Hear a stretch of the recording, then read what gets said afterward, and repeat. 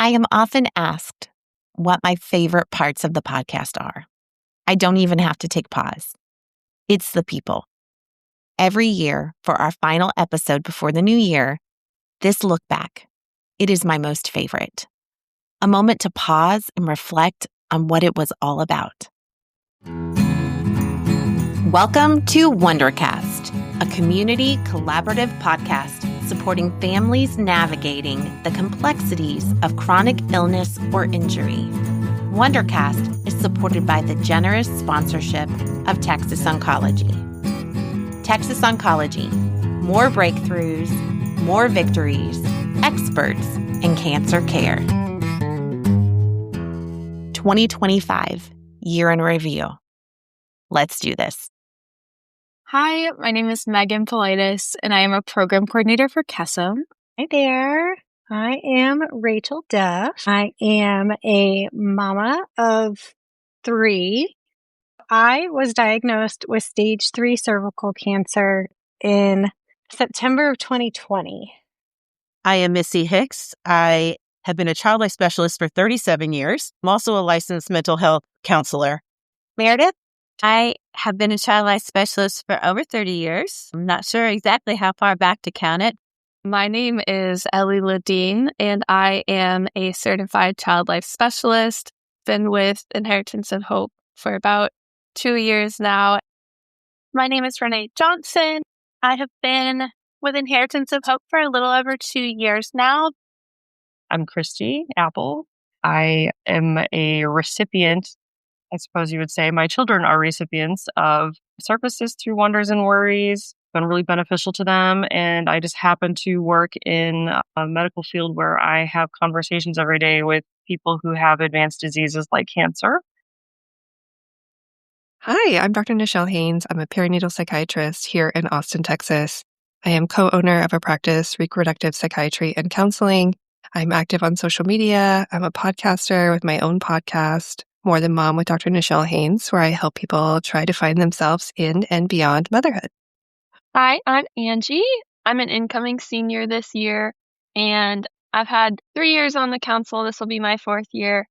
My mom had breast cancer when I was in kindergarten, so I was only 5 years old.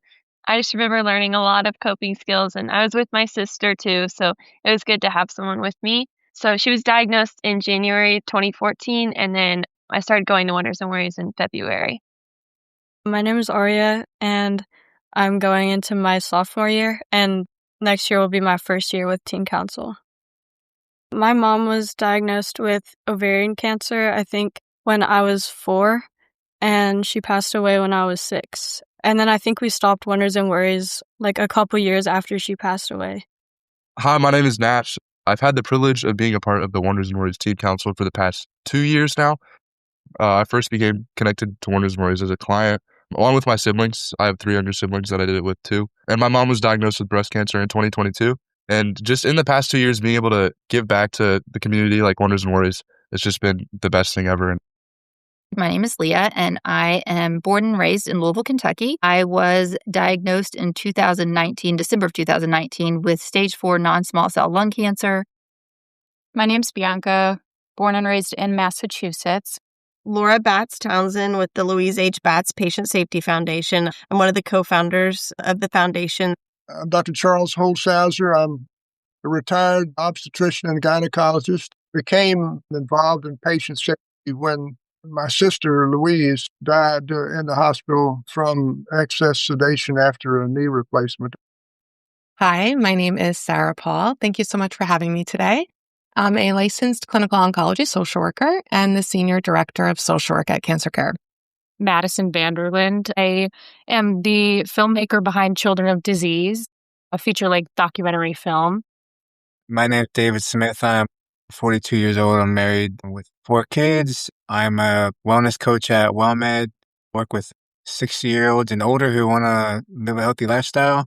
I'm legally blind, and so I play blind sports, mainly blind baseball. But that's me. Hi, I'm Crystal Yang, and I'm one of the founders here at Perky. And I'm Courtney Delgado, also one of the founders here at Perky. And we're both registered nurses Hi, everyone. I'm Kelly Henderstadt. I'm the Vice President of Network and Healthcare Partnerships at the Cancer Support Community, or CSC. I'm a social worker, and what I love about my job is I get to connect with the mission of CSC at all of our CSC and Gilda's Club locations worldwide. Hi, I'm Kayla Vargas. I am the Program Manager for the Women's Fund for Health Education and Resiliency. I'm Rochelle. I've been a social worker for 12 years, 4 years working in oncology. My experience with my family and cancer led me to my work. All these incredible individuals sharing their medical journeys, community members stepping up and sharing about their resources, clinical experts sharing tools and research. So many helpers. Well, Missy and I connected through a shared passion for supporting children when it was their parent with a serious illness. We had both been child life specialists working with children that had cancer and realized the incredible need that was there for children when it was their parent or primary caregiver that was experiencing the illness. Importance of community-based programming, because I think we both had realized that when you're in a hospital and you're looking to refer out to somebody, sometimes it's hard to find someone with that same lens. You know, we weren't looking for necessarily children who were impacted by a clinical mental health diagnosis, but really a typical child coping with an atypical situation. And sort of that piece could really be provided in a community-based setting. That sort of intersection of all of those things led us to connecting and collaborating. Once people are connected through our Hope line and we've really understood what their needs are, we're able to connect them to either community resources or our own community programs that we've created to foster additional support and spaces for healing. So, for instance, we have practical programs for children and teens affected by cancer. So in the fall, we do a back to school program and we provide backpacks with school supplies to children and teens in the tri-state area that are really suffering from the financial burden of cancer and unable to get access to new materials. Really finding ways to support the community outside of just the social and psychoeducational support that we provide. Cancer care is really about supporting the whole person and finding places where maybe we can just help a little bit more. We decided to really focus on the nipple tattoo because we thought the nipple tattoo had kind of been an afterthought in many reconstructive clinics, in oncology teams. Even patients didn't realize what to expect with the nipple tattoo. And I think doing the nipple tattoo where we were, it gave us a really unique perspective on what these women really go through. It's a very personal thing, and you're in the chair for, a certain period of time, and inevitably you're talking about everything you've been through, and there's really not necessarily an outlet for that at your doctor's offices. The appointments are so short.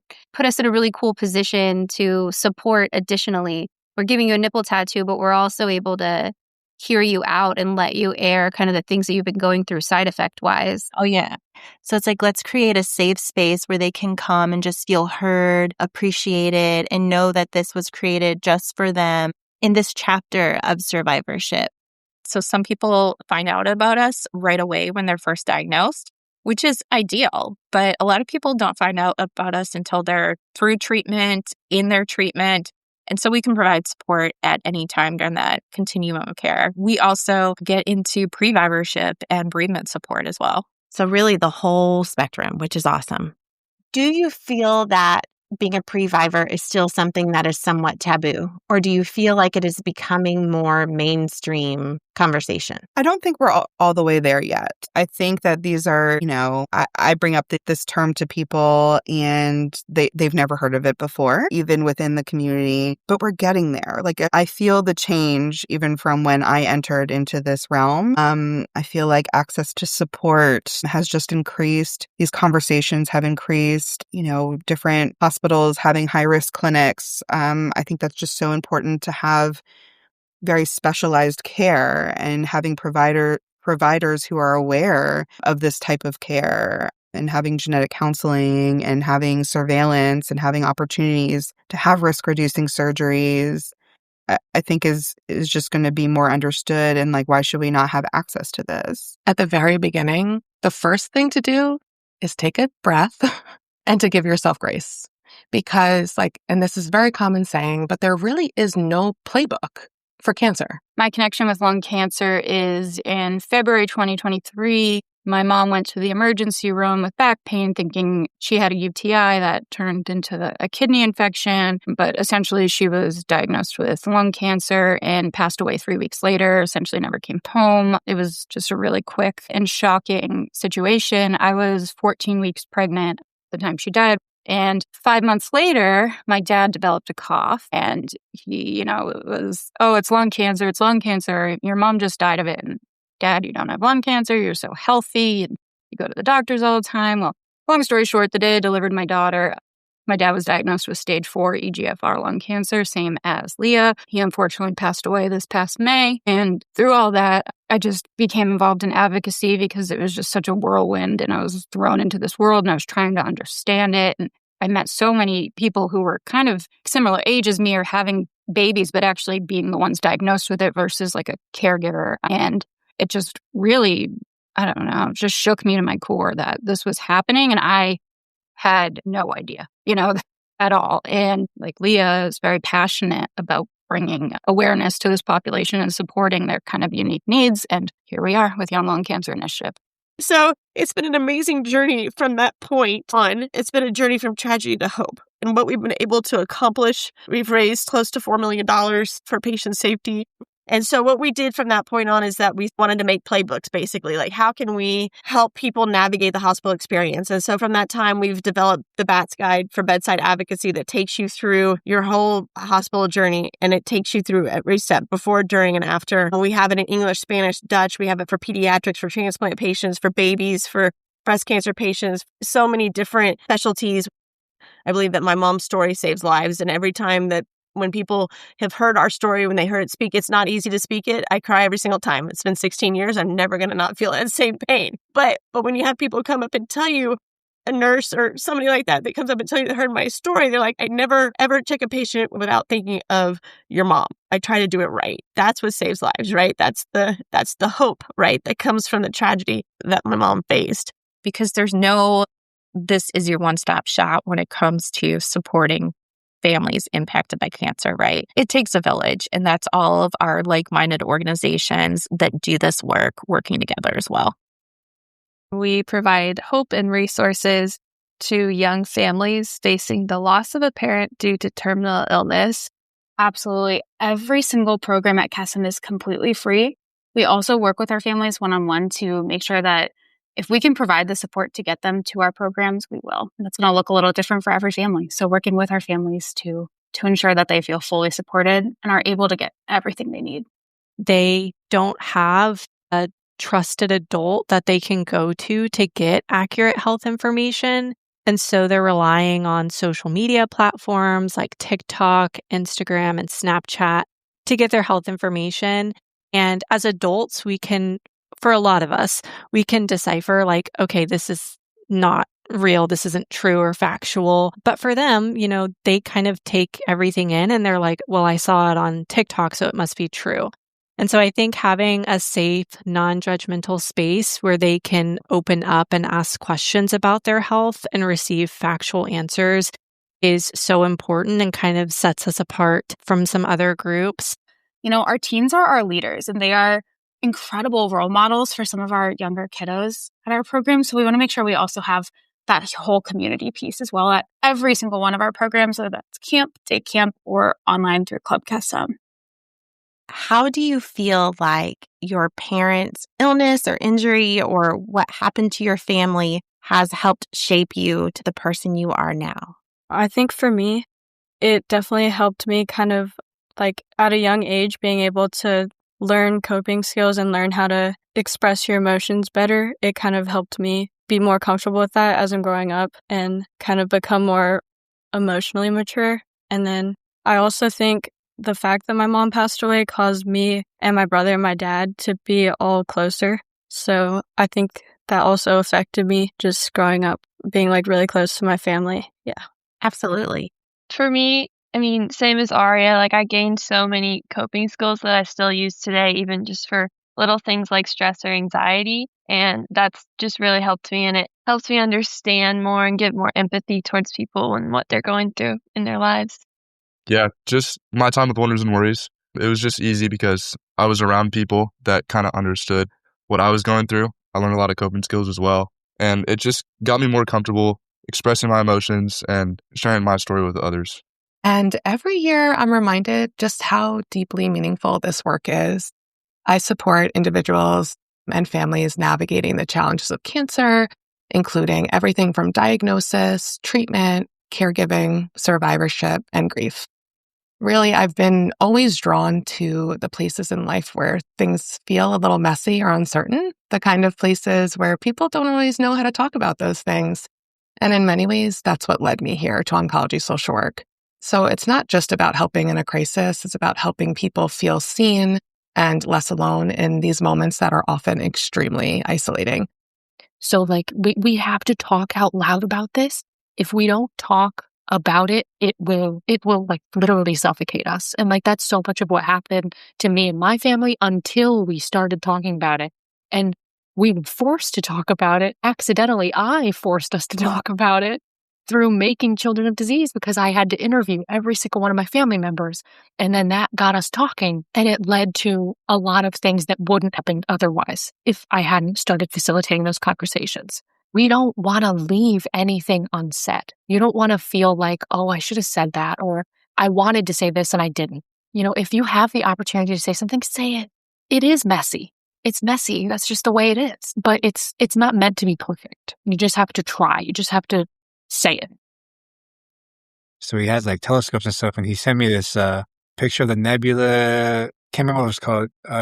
Like he took with his own thing. He goes, "This is for you." That's really nice.